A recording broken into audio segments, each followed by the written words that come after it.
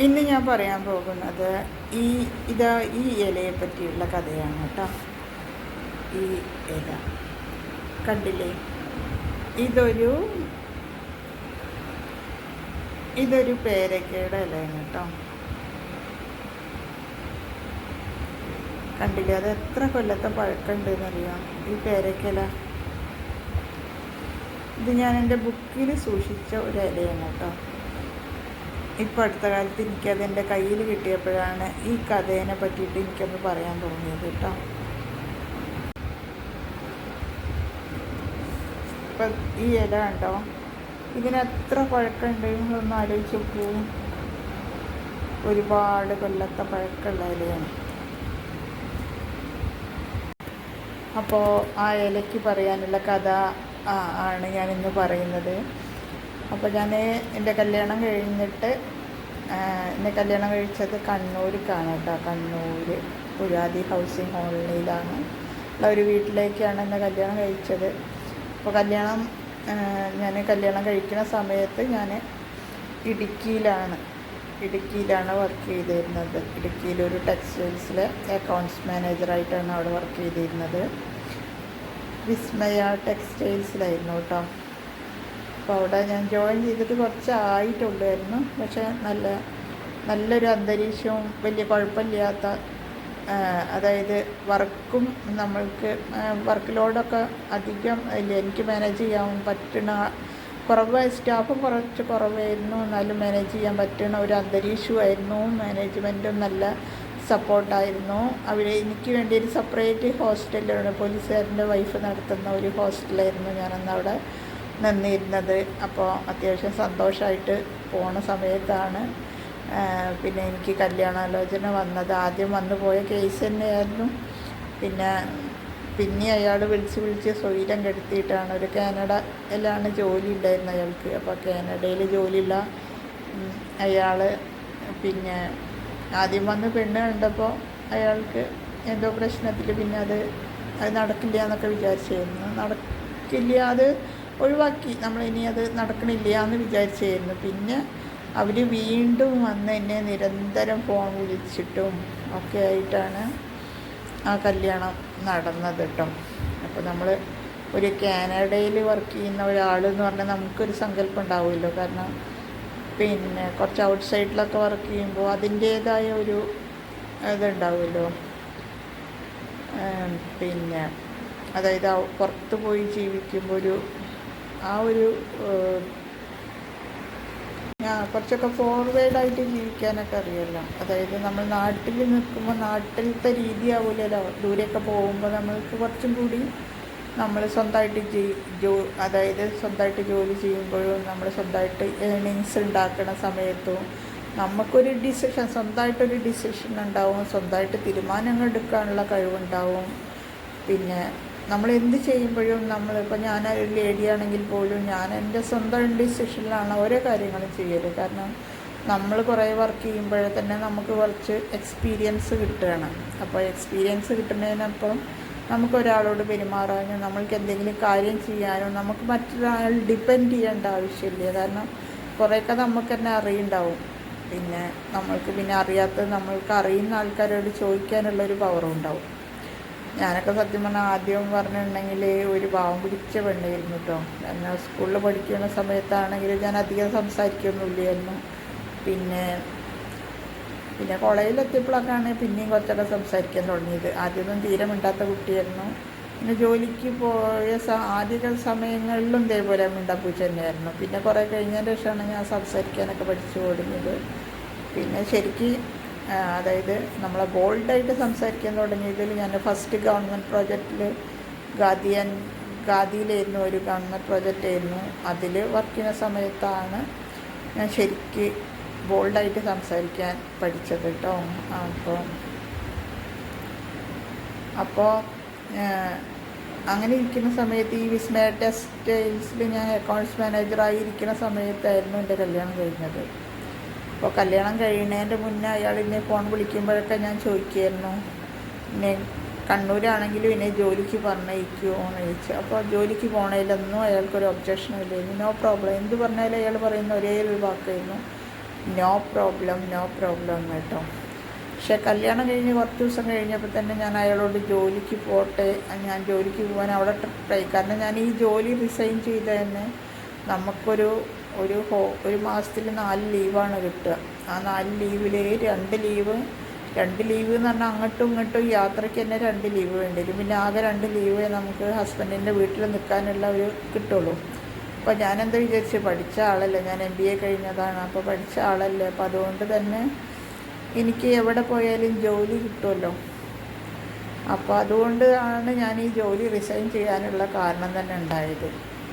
അപ്പോൾ അവിടെ ചെന്നപ്പോൾ ഞാൻ അവിടെയാണെങ്കിൽ ഇങ്ങനെയൊക്കെ ആണെങ്കിൽ നല്ല കഴിവുള്ള വീട്ടുകാരാണ്, വീട്ടിൽ കാറും എല്ലാം ഉണ്ടെങ്കിൽ ഒരു ന്യൂസ് പേപ്പർ പോലും അവരവിടെ വരുത്തൂലായിരുന്നു. ടി വിയിലാണെന്നുണ്ടെങ്കിൽ ഒരു പ്രോഗ്രാമും ഇല്ല, വേറൊരു ന്യൂസ് ചാനൽ മാത്രമേ ടി വിയിലുണ്ടാവുള്ളൂ. പിന്നെയെന്ന് പറഞ്ഞിട്ടുണ്ടെങ്കിൽ പിന്നെ വൈകുന്നേരമായ അവിടെ സിറ്റി ചാനലിൽ ഇങ്ങനെ അമ്പലത്തിലെ കുറച്ച് പരിപാടികളുണ്ടാവും. അപ്പോൾ അവിടുത്തെ അത് മാത്രമേ അവർ കാണുള്ളൂ, ഭക്തിഗാനങ്ങളും. അല്ലാതെ ഒരു ടി വിയിലൊരു പ്രോഗ്രാം കാണുക, അങ്ങനെ ഒരു സീരിയലോ ഒന്നും കാണില്ല. നമ്മളിതൊക്കെ കണ്ട് ശീലിച്ച ആൾക്കാരാണ്. അപ്പോൾ നമ്മൾക്ക് പെട്ടെന്ന് കുറച്ച് ബുദ്ധിമുട്ടാണ്. എന്നിട്ടും ഞാൻ അഡ്ജസ്റ്റ് ചെയ്തു. കാരണം ആ സമയത്ത് ഞാൻ മൊബൈലിൽ എന്തെങ്കിലുമൊക്കെ കാണുമായിരുന്നു. മൊബൈലിൽ നമുക്ക് സീരിയൽ കാണാനുള്ള ഹോട്ട്സ്റ്റാർ വഴിയൊക്കെ അന്നത്തെ കാലത്ത് സീരിയൽ കാണാൻ പറ്റുമായിരുന്നു. അപ്പോൾ ഞാൻ കാണണം, അതിനും എതിരായിരുന്നു. കാരണം നമ്മൾ ടി വിയിലെ പരിപാടിയൊന്നും കാണാൻ പാടില്ല, പാട്ട് കേൾക്കാൻ പാടില്ല. പാട്ട് കേട്ട യേശുദാസിൻ്റെ പാട്ടൊക്കെ നമ്മൾ നല്ല ഇഷ്ടമുള്ളതാണ്. ചില പാട്ടുകളൊക്കെ നമുക്ക് നല്ല ഉണ്ട്. ദാസേട്ടൻ്റെ പാട്ട് എന്ന് പറഞ്ഞിട്ടുണ്ടെങ്കിൽ ആർക്കാണ് ഇഷ്ടപ്പെടാത്തത്? പക്ഷെ അപ്പോൾ നമ്മൾക്ക് ഇഷ്ടമാണെന്ന് പറഞ്ഞിട്ടുണ്ടെങ്കിൽ അയാൾ പറയും, യേശുദാസിൻ്റെ പാട്ട് തീരെ കൊള്ളൂല, ബാലസുബ്രഹ്മണ്യൻ സാറിൻ്റെ പാട്ട് നല്ലതുള്ളൂ എന്ന് പറഞ്ഞിട്ട് ആ പാട്ടുകളൊക്കെ. അപ്പോൾ നമ്മൾക്ക് നമ്മളുടേതായ ഒരു ഇഷ്ടങ്ങളും ഉണ്ടാവില്ലേ? നമ്മളെ കല്യാണം കഴിച്ചു കഴിഞ്ഞിട്ട് നമ്മളെ ആ പണ്ടത്തെ ഇഷ്ടങ്ങളൊക്കെ നമ്മൾ വേണ്ട വെച്ചിട്ടാണോ നമ്മൾ പിന്നെ ഭർത്താവിൻ്റെ വീട്ടിലേക്ക് പോകുന്നത്? ഞാനിതൊക്കെ ഇപ്പോൾ തുറന്നു പറയുന്നത് കാരണം ഓരോ പെൺകുട്ടികളും അനുഭവിക്കുന്ന യാതനകൾ. ഇപ്പോൾ നിലമ്പൂർ ആ പെൺകുട്ടീനെ വെട്ടിക്കൊന്നു, അതൊക്കെ സത്യം പറഞ്ഞാൽ ഞാനൊക്കെ അവിടുന്ന് ഡൈവേഴ്സായി പോകുന്നത് നന്നായി എന്ന് വിചാരിക്കുക. അല്ലെങ്കിൽ ചിലപ്പോൾ ഞാനും ഇതുപോലൊരു ഇരയായിരുന്നു. അപ്പോൾ ഞാൻ ആ ഒരു ചിത്രം കാണിക്കാൻ തന്നെ കാരണം ഞാൻ അതായത് അയാൾ എനിക്ക് ഒരു ബാർ സോപ്പിൻ്റെ ഒരു കഷ്ണം, അതായത് ഇപ്പോഴത്തെ നമ്മളെ റിൻ ബാർ പോലെയുള്ള ഒരു ബാറാണ് കൊണ്ടുവരിക. ഒരു 10 രൂപേൻ്റെ അത്രയൊരു പോലത്തെ ഒരു ബാറും ഒരു മേലേക്കുന്ന സോപ്പും തന്നു കഴിഞ്ഞിട്ടുണ്ടെങ്കിൽ അത് നമ്മൾ ഒരാഴ്ച കഴിഞ്ഞിട്ടുണ്ടെങ്കിൽ അത് തീർന്നു എന്ന് പറഞ്ഞിട്ടുണ്ടെങ്കിൽ എന്നോട് ചോദിക്കും, നീ എന്താ സോപ്പ് തിന്നെയാണോ എന്ന് ചോദിക്കുമായിരുന്നു. പിന്നെ പേസ്റ്റ്, അതുപോലെ പേസ്റ്റിൻ്റെ കാര്യം പറഞ്ഞപ്പോഴാണ് ആ ഇലയ്ക്ക് ഓർമ്മ വന്നത്. പേസ്റ്റ് എന്ന് പറഞ്ഞാൽ പിന്നെ ഒരു 20 രൂപേൻ്റെ പേസ്റ്റ് മേടിച്ച് തരും. അതിപ്പോൾ നമ്മൾ ഒരു മാസം 15 ദിവസമോ ഒക്കെ തേച്ച് കഴിഞ്ഞിട്ടുണ്ടെങ്കിൽ അത് കഴിഞ്ഞു എന്ന് പറഞ്ഞാൽ നീ എന്താ പേസ്റ്റ് തിന്നെയാണോ എന്ന് ചോദിക്കും. അങ്ങനെ ഒരു സമയത്ത് എനിക്ക് പേസ്റ്റ് മേടിച്ച് തന്നില്ല അയാൾ. കാരണം പേസ്റ്റ് ഞാൻ വേഗം, അവരൊക്കെ ഒരു നുള്ളു പേസ്റ്റ് എടുത്തിട്ടാണ് തേക്കുന്നത്. നമ്മൾക്ക് അങ്ങനെ പറ്റുമോ? അവർ കുറേ കഴിഞ്ഞാൽ ചുടുവെള്ളം എടുത്തിട്ട് വായ എഴുകും. അങ്ങനെയൊക്കെയുള്ള ശീലങ്ങളാണ്. നമ്മൾ പിന്നെ പേസ്റ്റ് തന്നെ തേച്ച് ഞങ്ങൾക്കൊക്കെ, ഞാനൊക്കെ പറഞ്ഞിട്ടുണ്ടെങ്കിൽ എനിക്ക് എൻ്റെ അച്ഛന് 5 പെണ്ണും 1 ആണുമാണ്. അച്ഛനും അമ്മയ്ക്കുള്ള 6 മക്കളായിരുന്നു ഞങ്ങൾ. പക്ഷേ അച്ഛൻ റെയിൽവേ ജോലിക്കാരനായിരുന്നു. എന്നിട്ട് പോലും ഞങ്ങൾ ഒരു കാര്യത്തിനും ഞങ്ങൾ ബുദ്ധിമുട്ടിയില്ല എന്നുള്ളതാണ് സത്യം. കാരണം അച്ഛൻ ഞങ്ങളൊരു ബുദ്ധിമുട്ടും അറിയിക്കാതെ വളർത്തി. മക്കളെ പഠിത്തത്തിലാണെങ്കിലും പിന്നെ ഭക്ഷണത്തിൻ്റെ കാര്യത്തിലാണെങ്കിലും അച്ഛൻ ഒരിക്കലും ബുദ്ധിമുട്ടിച്ചിട്ടില്ല ഞങ്ങൾക്ക്. അപ്പോൾ അതുകൊണ്ട് തന്നെ ഞങ്ങൾ ഭക്ഷണമൊക്കെ ലാവിഷായിട്ടാണ് കഴിച്ചിരുന്നത്. ഭക്ഷണവും വസ്ത്രവും ഒന്നിനും ഞങ്ങൾക്കൊരു മുട്ടും അനുഭവിച്ചിട്ടില്ല. അപ്പോൾ അതുകൊണ്ട് ഇവിടെ ഒന്നും വീട്ടിലൊന്നും ഒരിക്കലും നമ്മളെ ഒരു പേസ്റ്റ് കഴിഞ്ഞാൽ അടുത്ത പേസ്റ്റ് മേടിക്കുക. അപ്പോൾ അതുപോലെ ഇവർ പറയുന്ന പോലെ എന്നോട് ചോദിച്ച എന്നെ കല്യാണം കഴിച്ച ആൾ എന്നോട് ചോദിച്ച ഒരു ചോദ്യമാണത്. 200 ഗ്രാമിൻ്റെ പേസ്റ്റ് നിനക്ക് ഒരു മാസത്തിനാണെങ്കിൽ 1 കൊല്ലത്തിന് നിനക്ക് എത്ര പേസ്റ്റ് വേണ്ടി വരും? എൻ്റെ അച്ഛൻ 6 മക്കളായിട്ട് പോലും ഞങ്ങളോട് ചോദിക്കാത്ത ചോദ്യമായിരുന്നത്. പണ്ടത്തെ കാലത്തൊക്കെ റെയിൽവേക്കാരൻ്റെ ശമ്പളം എന്നൊക്കെ പറഞ്ഞാൽ എത്ര ഉണ്ടാവും? എന്നിട്ട് പോലും അച്ഛൻ ഒരിക്കലും ഞങ്ങളോട് അങ്ങനെ ഒരു വാക്കേ ചോദിച്ചിട്ടില്ല. സാധനം കഴിഞ്ഞാൽ അടുത്ത സാധനം കൊണ്ടുവരിക എന്നല്ലാതെ മക്കളെ അങ്ങനെ ഒരുപാട് ലാവിഷായിട്ട് വേസ്റ്റാക്കി കളയുന്ന മക്കളൊന്നുമല്ല. കാരണം ഞങ്ങളൊരു അതായത് നമ്മളെ ഇത്ര സാലറിക്ക് അനുസരിച്ച് നമ്മൾ ജീവിക്കണം. അയച്ചിട്ട് ഭക്ഷണത്തിന് ഒരിക്കലും ബുദ്ധിമുട്ടിയിട്ടൊന്നുമില്ല കേട്ടോ. ഭക്ഷണത്തിനോ വസ്ത്രത്തിനോ ഒന്നും നമ്മൾ ബുദ്ധിമുട്ടിയിട്ടില്ല. അപ്പോൾ അതുകൊണ്ട് തന്നെ ഓവർ ആർഭാടങ്ങളൊന്നും ഞങ്ങൾ കുട്ടികളായാണെങ്കിലും ഇന്നത് വേണമെന്ന് പറഞ്ഞ് വാശി പിടിച്ച് കരയലൊന്നുമില്ല. ഞങ്ങൾ ആ ലൈഫിൽ ഇങ്ങനെ ലയിച്ച് പോയിരുന്നു. പിന്നെ പച്ചക്കറിയൊക്കെ ഞങ്ങൾ വീട്ടിൽ തന്നെ ഞങ്ങൾ കൃഷി ചെയ്ത് ഉണ്ടാക്കുമായിരുന്നു. അച്ഛനും അമ്മയൊക്കെ കൂടി കൃഷി ചെയ്യും. അപ്പോൾ നമുക്ക് പച്ചക്കറിയൊന്നും അധികം പുറത്തുനിന്ന് മേടിക്കേണ്ട അവസ്ഥ വരില്ലായിരുന്നു. പിന്നെ മീനാണ് ഞങ്ങൾക്ക് പുറത്തുനിന്ന് മേടിക്കേണ്ടി വരിക. പിന്നെ വീട്ടിലാണെങ്കിൽ മുരിങ്ങയും ചീരയും വെണ്ടയ്ക്ക, വഴുതനങ്ങ, പിന്നെ കുമ്പളങ്ങ, മത്തങ്ങ, എല്ലാ സാധനവും വാഴകൾ ഒക്കെ നട്ട് വളർത്തിയിരുന്നു. അപ്പോൾ അതുകൊണ്ട് തന്നെ പച്ചക്കറിയൊന്നും നമുക്കധികം പുറത്തുനിന്ന് മേടിക്കേണ്ടി വന്നിട്ടില്ല. അപ്പോൾ ഓരോ ഉത്സവങ്ങൾ ഉണ്ടാകുമ്പോഴും നമ്മൾക്ക് ആഘോഷങ്ങൾ തന്നെയായിരുന്നു. അപ്പോൾ അത് കാരണം ഞങ്ങളെ വീട്ടിൽ എല്ലാ വിഭവങ്ങളും ഉണ്ടാക്കും. അപ്പോൾ അടുത്തുള്ളവരൊക്കെ വന്നിട്ട് ആ ആഘോഷ ദിവസം ഞങ്ങളെ വീട്ടിലാണ് ഒത്തുകൂടി ആഘോഷം ഞങ്ങൾ പങ്കിടൽ. ഊഞ്ഞാൽ കെട്ടിയിട്ടാണെങ്കിലും അങ്ങനെയുള്ള എനിക്കാണ് ഇങ്ങനത്തെ ഒരു അനുഭവം വന്നത്. അപ്പോൾ ഒരു പ്രാവശ്യം എനിക്ക് പേസ്റ്റ് മേടിച്ച് തന്നില്ല അയാൾ. അപ്പോൾ പേസ്റ്റ് മേടിക്കാതെ പല്ല് തേക്കണ്ട എന്തായാലും. നമ്മൾക്ക് അങ്ങനെ പല്ല് തേക്കാത്ത ശീലം, എനിക്കാണെങ്കിൽ 2 നേരം പല്ല് തേച്ച് ശീലമാണ്. അപ്പോൾ പല്ല് തേക്കാതിരിക്കാൻ പറ്റില്ലല്ലോ. അപ്പോൾ ഇടയിലൊക്കെ ഞാൻ മാവിൻ്റെ ഇല പറിച്ചിട്ട് പല്ല് തേക്കുമായിരുന്നു, കാരണം പേസ്റ്റ് ഇല്ലാത്തതുകൊണ്ട്. പിന്നെ ഇതേപോലെ അവിടെ മുറ്റത്ത് വീഴുന്ന അപ്പുറത്തെ വീട്ടിൽ പേരയ്ക്ക മരം ഉണ്ടായിരുന്നു. അപ്പോൾ ആ പേരയ്ക്കേൻ്റെ ഇല മുറ്റത്ത് വീഴുമായിരുന്നു. അപ്പോൾ അവിടെ മുറ്റം ക്ലീൻ ചെയ്യുന്ന സമയത്ത് ഈ പേരയ്ക്കേൻ്റെ ഇലയൊക്കെ പെറുക്കി എൻ്റെ റൂം കൊണ്ടുവന്ന് വെക്കുമായിരുന്നു. അങ്ങനെ അപ്പോൾ അത് ബുക്കിൻ്റെ ഉള്ളിൽ ഇങ്ങനെ വെക്കുമായിരുന്നു. അപ്പോൾ ആ ഒരു പേരയ്ക്കേൻ്റെ ഇല 3-4 ഇല ഉണ്ടായിരുന്നു. അതിലിപ്പോൾ ആ ഒരു ഇലയാണ് എൻ്റെ കയ്യിൽ. അപ്പോൾ ഞാനിപ്പോൾ അടുത്ത കാലത്തിൻ്റെ ബുക്ക് ഇങ്ങനെ തുറന്നപ്പോൾ ആ ബുക്കിലൊരു പേരയ്ക്കേൻ്റെ ഇല കണ്ടപ്പോൾ ഞാൻ വിചാരിച്ചു ഇതൊന്ന് എല്ലാവരുമായിട്ടൊന്ന് ഷെയർ ചെയ്യാമെന്ന് വിചാരിക്കുക. അപ്പോൾ ഞാനിങ്ങനെ ആലോചിക്കുകയാണ്, ഓരോ പെൺകുട്ടികളും എന്തൊക്കെ യാതനകൾ അനുഭവിക്കുന്നുണ്ടെന്നറിയാം. എല്ലാവരും വിചാരവും ഞാനൊക്കെ സത്യം പറഞ്ഞിട്ടുണ്ടെങ്കിൽ ഒന്നും മിണ്ടാപ്പൂച്ച എന്ന് പറഞ്ഞ പോലെ നമ്മൾ നിൽക്കുകയായിരുന്നു. എനിക്ക് ഒരു അനുഭവം കൂടി ഉണ്ടായിട്ടുണ്ട്. ഇവിടെ ഇങ്ങനെ അവരെ വീട്ടിൽ ഞാൻ പറഞ്ഞല്ലോ TV-യും ഒന്നും വെക്കാൻ പറ്റൂല എന്നുള്ളത്. അവർ വെക്കുമ്പോഴാണ് നമ്മൾ എന്തെങ്കിലും കാണുന്നത്. അധികം ഇയാൾ വെക്കുക എന്ന് പറഞ്ഞാൽ ന്യൂസ് ചാനലിൽ. ഇയാളാണ് അധികം പുറത്തേക്കൊന്നും പോവില്ല, കാനഡയിലേക്ക് പിന്നെ തിരിച്ച് പോയില്ല. അപ്പോൾ ഈ ന്യൂസ് ചാനൽ മലയാളം വെച്ച് കഴിഞ്ഞാൽ പിന്നെ ഇംഗ്ലീഷ് വെക്കും, ഹിന്ദി വെക്കും. അങ്ങനെ ഈ ന്യൂസ് ചാനൽ മാറി മാറി കണ്ടുകൊണ്ടിരിക്കും. അങ്ങനെ ഒരു ദിവസം ഞാൻ രാവിലെ ബ്രേക്ക്ഫാസ്റ്റൊക്കെ ഉണ്ടാക്കി കഴിഞ്ഞതിന് ശേഷം പിന്നെ കുറച്ച് നേരം വീട്ടിൽ ക്ലീനിങ്ങൊക്കെ കഴിഞ്ഞ് പിന്നെ ചോറും കറിയൊക്കെ ഉണ്ടാക്കിയിരുന്നു. ആ ചോറും കറി ഉണ്ടാക്കുന്ന സമയത്ത് 12 മണിക്കേറ്റൊരു റേഡിയോയിൽ പാട്ടുണ്ട്. അപ്പോൾ എനിക്കാണെങ്കിൽ പാട്ട് ഭയങ്കര ഇഷ്ടമായതുകൊണ്ട് ആ പാട്ടും കേട്ടുകൊണ്ട് ഇങ്ങനെ ഇരിക്കുകയായിരുന്നു. അപ്പോൾ റേഡിയോയിൽ ഇങ്ങനെ പാട്ട് വെച്ചിട്ടുണ്ട്. ആ പാട്ട് ഇങ്ങനെ കേട്ടു. അപ്പോൾ പണിയൊക്കെ കഴിഞ്ഞപ്പോൾ എൻ്റെ അവിടെയൊക്കെ തുടച്ച് കഴിഞ്ഞപ്പോൾ വാഷ് ബേസ് പോയിട്ട് കൈ കഴുകാൻ പോയതാണ്. അപ്പോൾ പെട്ടെന്ന് ഇയാളുടെ അമ്മ വന്നിട്ട് ആ റേഡിയോ ഓഫ് ചെയ്തു. അപ്പോൾ കൈ കഴുകി വന്നപ്പോഴത്തേനും പാട്ട് നിന്ന്. അപ്പോൾ ഞാൻ വിചാരിച്ചു അടുക്കളയിൽ അവിടെ എന്നെ കണ്ടില്ലല്ലോ, അപ്പോൾ ആരും ഇല്ല വിചാരിച്ച് റേഡിയോ ഓഫാക്കിയതാണെന്ന് വിചാരിച്ചിട്ട് ഞാൻ രണ്ടാമതും റേഡിയോ ഓണാക്കി. റേഡിയോ ഓണാക്കിയപ്പോൾ ഈ അമ്മ വന്നിട്ട് ചീത്ത വന്നു. നീ എന്തിനാ പിന്നെ ഓണാക്കിയത്? എന്നോട് ചോദിക്കണം ആ റേഡിയോ ഒന്ന് ഓണാക്കട്ടെ, എന്നിട്ടേ ഓണാക്കാൻ പാടുള്ളൂ, അല്ലാതെ റേഡിയോ വെക്കാൻ പാടില്ല.